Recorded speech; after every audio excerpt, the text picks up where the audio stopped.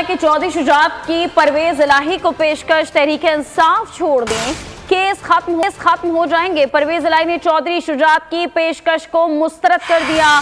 चौधरी शुजात और परवेज इलाही मुलाकात की कहानी सामने आ गई। परवेज इलाही ने कहा कि मैं तहरीक इंसाफ नहीं छोड़ूंगा, अपने मौके पर डट कर खड़ा हूं, केसेस का अदालत में दिफा करूंगा। मेरे घर पर हमला हुआ, मेरी अहलिया को मुझसे मिलने नहीं दिया गया। ये अहम खबर आप तक पहुंचा रहे हैं। चौधरी शुजात की परवेज इलाही को पेशकश और तहरीक इंसाफ छोड़ देने की बात की उन्होंने उनसे कहा कि अगर वो तहरीक इंसाफ छोड़ देंगे तो उनके तमाम केसेस खत्म हो जाएंगे, लेकिन इस पेशकश को मुस्तरद कर दिया गया। और चौधरी शुजात और परवेज इलाही की जो मुलाकात हुई उसकी अंदरूनी कहानी सामने आ गई। इसके मुताबिक परवेज इलाही ने कहा कि मैं तहरीक इंसाफ नहीं छोड़ूंगा, अपने मौके पर डट कर खड़ा हूं और केसेस का अदालत में दिफा करूंगा।